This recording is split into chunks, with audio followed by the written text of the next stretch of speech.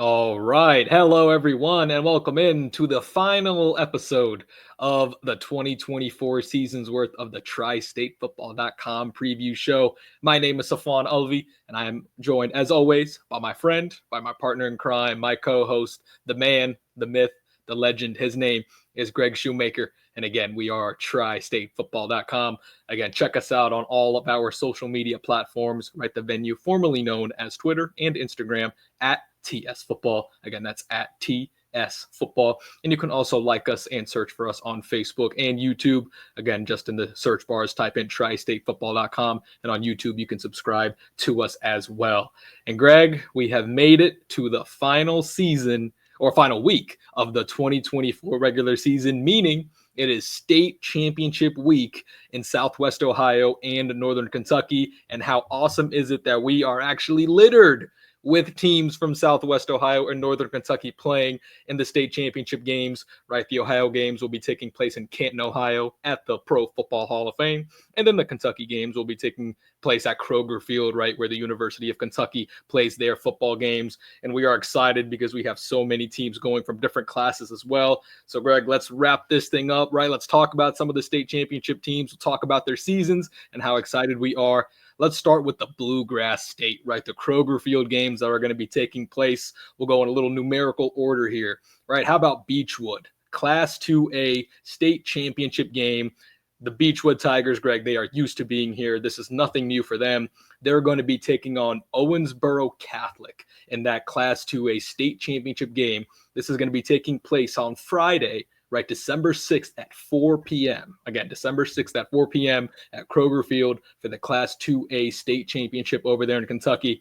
Greg, let's talk about the Beechwood Tigers. We know how dominant they've been for years and years and years, and they are yet again back in the state championship game. Well, let's just talk about this, Safwan, before we get into all 5 games.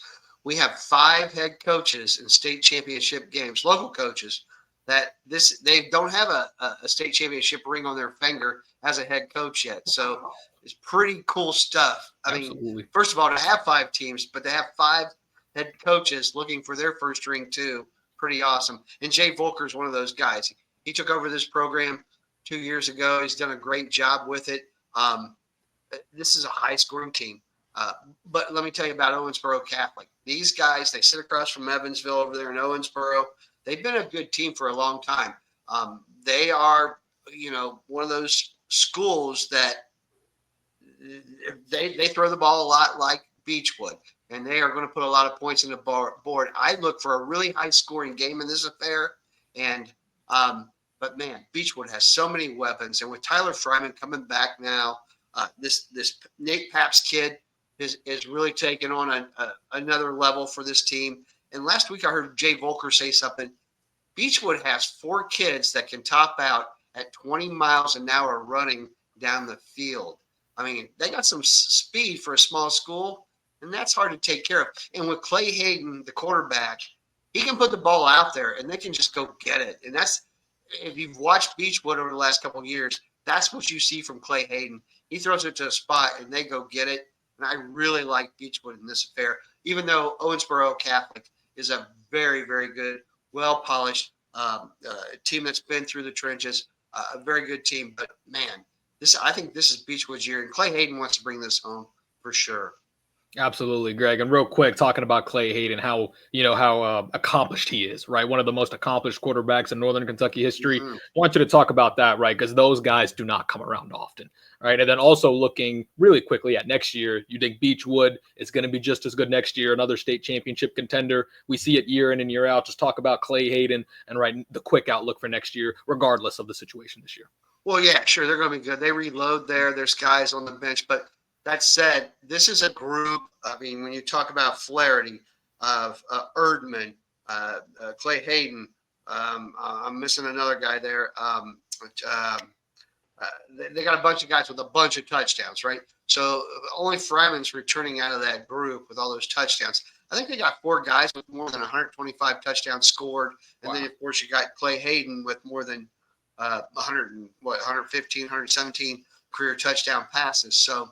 Yeah, I mean, they're going to lose a lot of guys that have been in the end zone, but it's Beechwood. They reload. And Jay Volker's, it seems like, too, there's a lot of guys that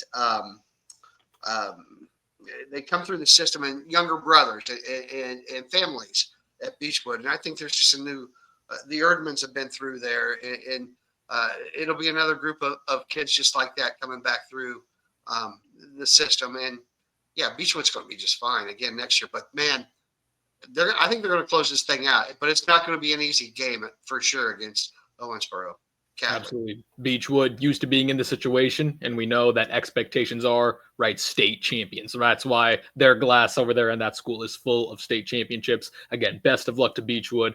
Wish them the best, and hopefully they bring it home yet again for Class 2A in Northern Kentucky. Greg, let's move on to our next game, going to Class 5A and the state championship game. This one is going to take place on December 7th, which is Saturday, right at 8 p.m. Again, Kroger Field, Saturday, 8 p.m. Class 5A, the Cooper Jaguars, for the second consecutive year, will be taking on Bowling Green. Cooper comes in undefeated on the year. Bowling Green coming in at 12-2. But before we talk about that game, Greg, last week, to say what happened in that Cooper and Highlands game, saying it was a second half avalanche, I don't even think that does it justice for just how much of a impact and just insane run that they had in those last two quarters against Highlands. Highlands was looking good, right? They had the lead, felt good going into halftime. And then second half, it just turned into a monsoon, avalanche, again, whatever you want to describe it as. Greg, talk to me about this game, and then obviously moving forward for their second consecutive state championship appearance. You know, Safwan, we were sitting there. I was like, 17-7. Highlands is up. This is it. They've got it taken care of. This is going to be a defensive battle the rest of the way. And then they scored 36 points in a course of 8 minutes in the second half. Did Cooper, and they just they showed why they're so potent offensively. This is a really good football team, and I think they're out to avenge last season's loss to the Purples. It's funny. Cooper's been to the state title game 3 times now in 5A, all 3 against the Bowling Green Purples, and I just think this is their year. They look so good. Mike Mulvey-Hill's playing really well on defense for them. They didn't have Keegan Mahar last week, and I think it was Riker Campbell or somebody stepped in at running back. I think Mason Stanton even stepped in at running back for him too. So they got depth and they got senior leadership. This is the year, man. They're destined to do this, and they're going to bring this title home I think for sure. Absolutely. Northern Kentucky, Cooper looking for that state championship appearance, Greg. And again, the second consecutive year. How awesome is it going to be for that community right after a big game against Highlands, right? Because that game means so much to Cooper and Highlands as well. And finishing the game the way they did, right? I know it's going to be a whole nother test, and Bowling Green is its own animal, right? That's fine. But when you win the game the way they did last week and going into the confidence that they have into the state championship game for 2 years in a row, Cooper's got to be feeling great going into this game. Oh, absolutely. I mean, I just think they're destined. I mean, after last week's performance, that just the way they closed out that second half, Safari, against Highlands, and it just made a statement there. I think that's what they want to do one more week, and I don't put it past them for sure. Absolutely. Again, best of luck to the Cooper Jaguars, second consecutive year in the Class 5A state championship. Hopefully they can finish the season and go 15-0. Cooper looking for the undefeated season at Kroger Field. What an awesome year that they have had. All right, Greg, let's finish out in Kentucky, going to Class 6A on a team that I know you've loved covering all year. I have as well, but I know you have a special place for this team, the Ryle Raiders, right? Going to Class 6A. They're going to be taking on Louisville Trinity. And we have talked about this, right? The Louisville Trinity team, and then the team a couple weeks ago, I can't think of their name, the other big one, Louisville St. Xavier. St. Xavier, yep, that's what it was. It just came to me. Louisville St. Xavier and Louisville Trinity. Those are the teams to beat. We know Ryle has already done it to Louisville St. Xavier a couple weeks ago and already multiple times this season. And Greg, one final test for those Ryle Raiders, playing awesome offensively and defensively. Talk to me about this matchup, and can they finish the job and bring home a state championship? So here's the interesting part about Louisville Trinity. They beat St. Xavier, Louisville St. Xavier, or sorry, they lost to Louisville St. Xavier by 6 points. And then they then they won the following week at home against Cincinnati St. Xavier 7-3. So Ryle beat Louisville St. Xavier a couple of weeks ago. Now they've got this little thing going on with this dichotomy about playing Trinity. But yeah, I mean, we've never had a Class 6A team win a state title in Northern Kentucky, but this team is well prepared. Mike Engler has taken these kids from the time he's taken over the program. He's told them, hey, we're going to play the best of the best. We're going to play Elders. We're going to play Louisville St. X. We're going to play Trinities. We're going to play everybody, and you're going to be well prepared for it. You know, this team is played. I think they're probably close to 40 games that the seniors are now in 3 years of playing, because they went 13 games into the playoffs or into their seasons the last 2 years. So this team is well prepared. Dylan Smith is a fantastic player, and I don't think everybody around, not even our tri-state area, but even the state of Kentucky, know about this Louisville commit who's a defensive end here. He's got 18 and a half tackles for losses. Then their junior, Jacob Savage, is a great player too, who's going to go probably Power 5 as well, if not to Louisville, to Kentucky. I would imagine he'll go to one of those two schools. That's sort of where he fits in. And but yeah, I mean, this team's well prepared to win this game, and they know it's going to be a battle. But it sure would be nice to see the first Northern Kentucky Class 6A championship come back and Ryle get it done. Absolutely. Again, looking forward to that. And what is your confidence level, Greg? I know you're extremely confident in Beechwood, really confident in Cooper. Do you have that same level of confidence for Ryle to bring this thing home and finish the season? Yeah, and I think they're playing a lot like their coach is mentality. We've talked to Mike Engler quite a few times on our show, and he doesn't sugarcoat anything. They want to play the best, and this team sort of is like, hey, embraced all of that. You know, we'll take your best shot, but guess what? We're Ryle. And I honestly, it wouldn't surprise me if we come home with all 3 titles. I know we're at least going to get one for sure out of those 3, but I think we got a really good shot at getting all 3 of them in Northern Kentucky.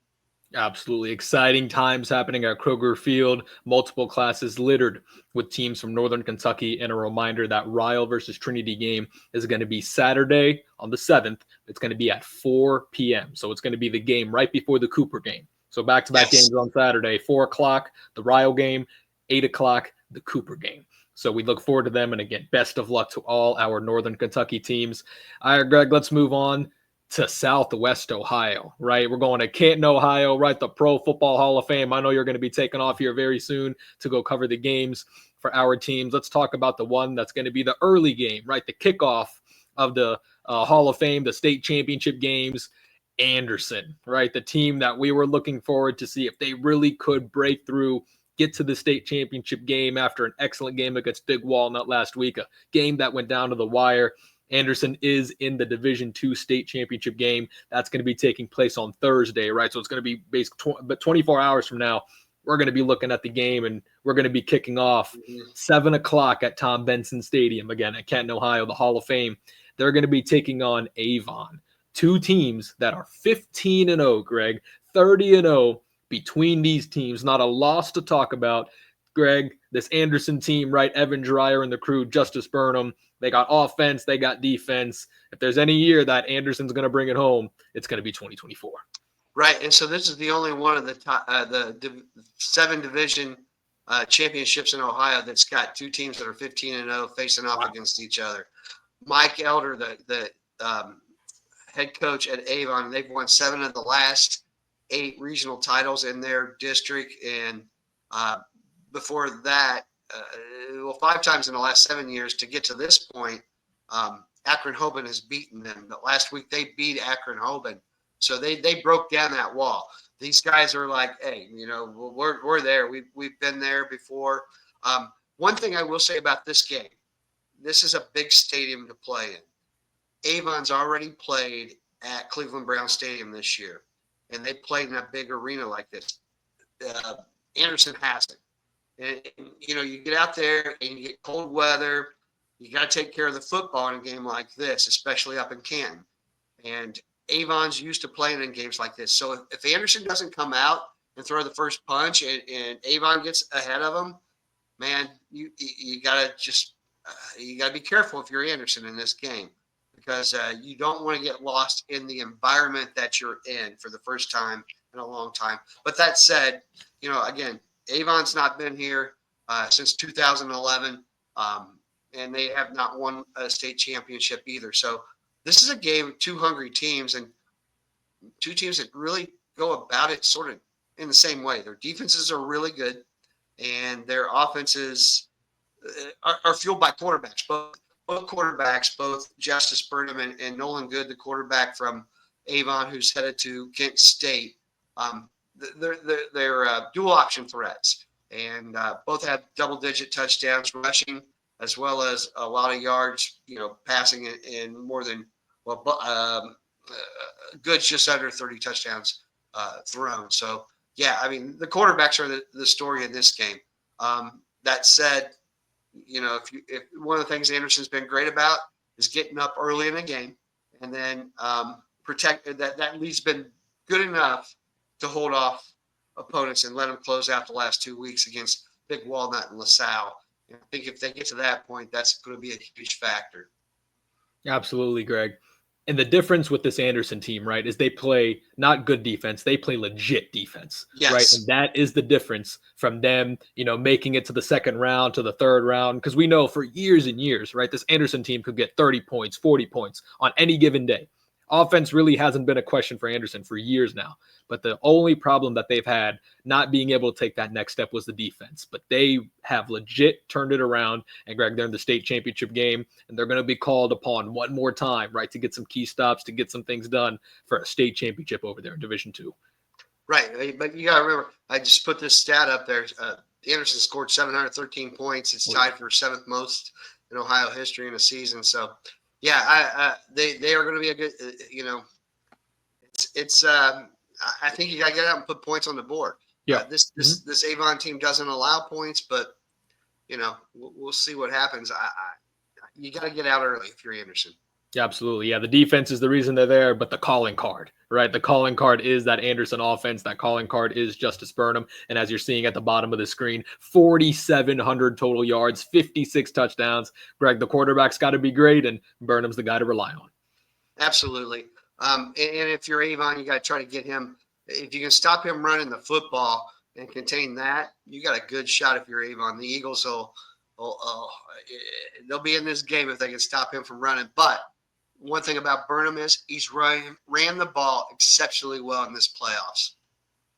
Absolutely, Greg. And is there anything with cold weather? I know you mentioned it earlier when talking about this game. Is there anything with cold weather with Anderson that you may, either worry about with Burnham throwing the ball? You think that's going to be a factor? I know you mentioned the stadium with the weather. It's going to be extremely cold, right? We're talking frigid temperatures during these games. Is that going to have any effect on their play style and what they like to do?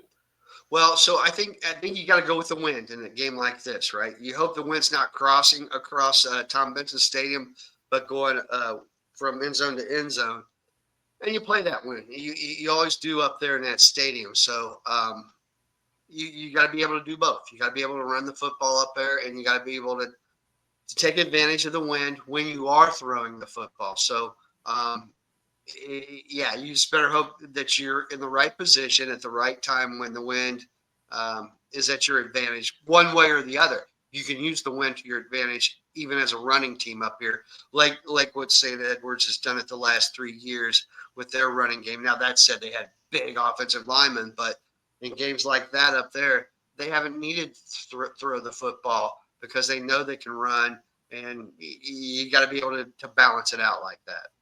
Absolutely. Again, best of luck to the Anderson Raptors. Again, they're kicking off here very soon. They're the opening act over their Division II, Tom Benson Stadium, the NFL Hall of Fame. We are looking forward to that. And Greg, last but not least, Division I, the Moeller Crusaders playing in the state championship game, right? We know this one is Friday night, right? Just like any other kickoff, the Hall of Fame. The Moeller Crusaders are back in the state championship game for the first time in a long time. They are led by their oh-so-special quarterback, Matt Ponatoski, but we know they get it done everywhere. They have players all over the field, offensively, defensively. They defeated their opponent last week in dominating fashion, right? They're playing Olentangy Liberty in the game this week. The teams that were in the state championship game last year, and I should say 3 years in a row, are not there, right? Lakewood St. Edwards, who was the reigning Division I state champion for the 3 times in a row, that is done. And then obviously Springfield with head coach Mo Douglas, they are eliminated as well. Greg, we're going to get a new state champion. And is it a good shot that the state championship comes back to Moeller, to Cincinnati? How do you feel about that? Well, yeah, I mean, you really like what Matt Ponatoski and this team has done. And to be quite honest with you, don't look past this Liberty team. Okay. They won last week 21-0 over St. Edwards and did it in convincing fashion. Yep.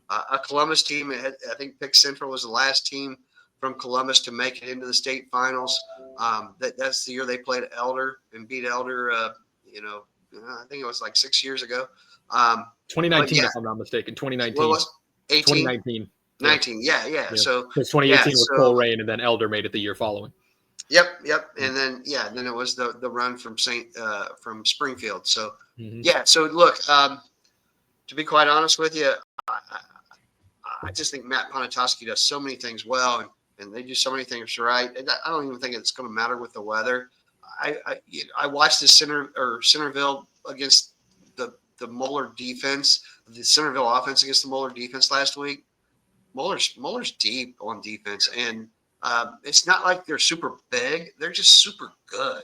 And even up front on the offensive line too, very, very underrated offensive line for the last 2 years. And there's a reason why Matt Ponatoski, he's a great quarterback, but that offensive line has been special, protecting him and making sure he can put the ball in the right spots or pass after pass.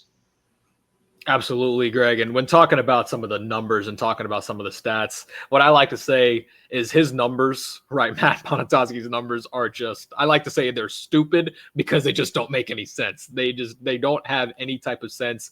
Over 4,000 yards passing, 70% completion percentage, 56 touchdown passes, and also rushing touchdowns. So 57 total touchdowns and only 3 interceptions and 4 total turnovers. 57 touchdowns and 4 turnovers. Greg, this is one of the best seasons, right, we've ever seen in the state of Ohio. And because if he wins the state championship game, right, which he has a great chance to do, we have to talk about this, one season as one of the best ones in the history of the state of Ohio. That's how good he's been this year. Yeah, I mean, he continues to climb up that ladder. And look, I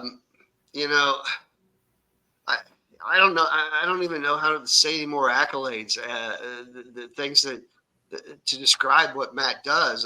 He's just a great passer. He puts the ball in the place every time he can. He's a winner, right? Which is the other thing. He's been there, and he's only a junior. The thing is, we get to see him one more year. And yeah, you're right.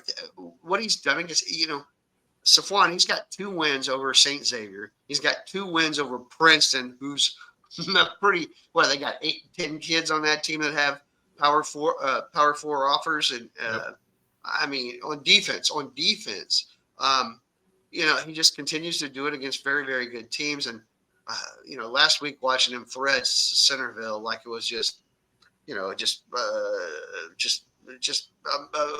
maestro with an orchestra, just threading the needle anywhere he wanted to put it. Yeah, kind of. I think like Picasso painting a picture, right? It's like Picasso painting a picture, just masterful. Yeah. Absolutely. Yeah, Picasso painted some pictures, all right, but some of the Picasso stuff, it goes for a lot of money, but Matt's a lot sweeter than some of that stuff. But yeah, that's a story for a different day.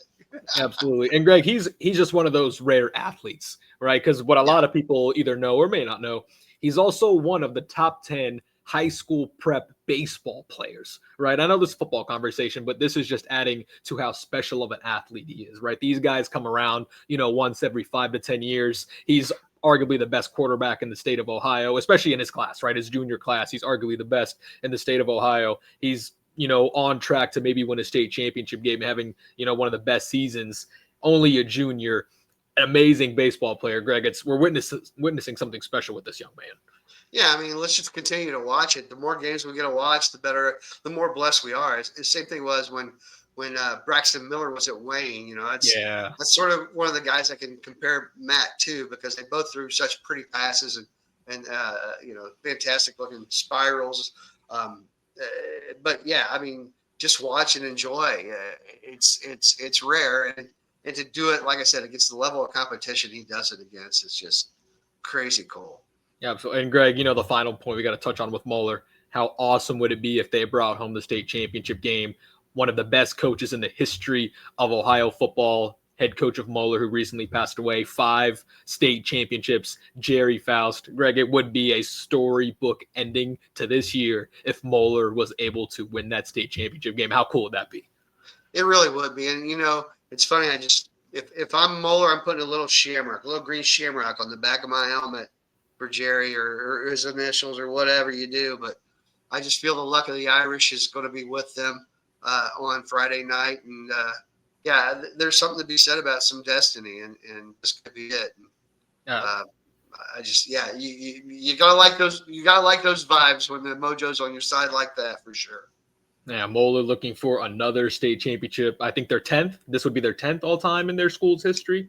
That's a good question. I I don't even believe know. it's their I was 10th. there for the last one. The last one was great with Sam Hubbard and I think this is their 10th, because we were talking about it on the radio a few weeks ago. Faust has 5, and I think they won 4 after that. I believe this would be the 10th. I'm 90% sure. Again, we know that they have a lot, right? Very simple. Moeller has a lot of state championship games. We can put it that way.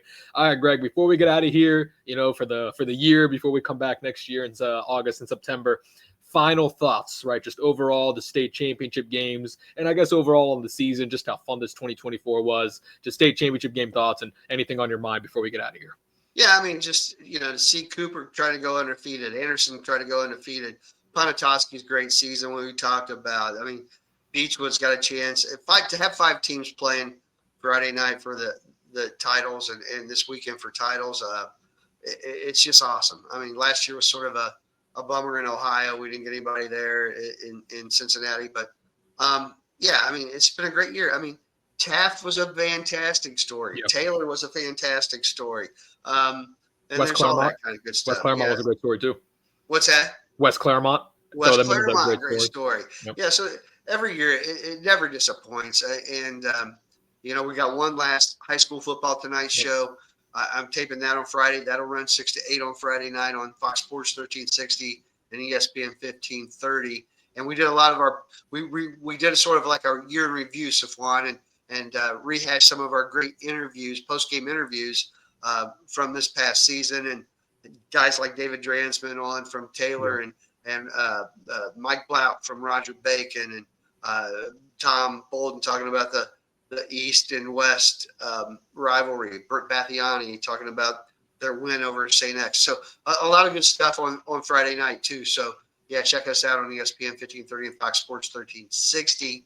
But great year to culminate everything, and another great year. I mean, geez, it's always so fun to see the great stories evolve. Batavia, let's not forget Batavia, another great story too. So fun stuff as always. Of course, absolutely. Again, that is going to wrap it up for us. And real quick, again, I could go on a laundry list of everybody who's been involved in this operation, but a big thank you and a shout out to everyone who's been involved in this 2024 season. Again, Greg's show on Friday. We got one more week and hopefully bringing in some state championships as well. But to everyone who's been involved in this 2024 campaign, our sponsors, our partners, all of the people who work with us on tristatefootball.com right behind the scenes, we want to thank everyone, again, who's been involved in this 2024 season. You know who you are, and we cannot thank you enough. We will be back next year, Greg, 2025. We're excited about it. And again, hopefully bringing in some state championship games. A pleasure working with you, my friend. I will talk to you soon, right? Go have some fun at the state championship games. And we'll talk soon. And to everyone listening, thank you guys so much for an incredible season. And we will see you guys soon. We thank you so much for joining us on the tristatefootball.com preview show.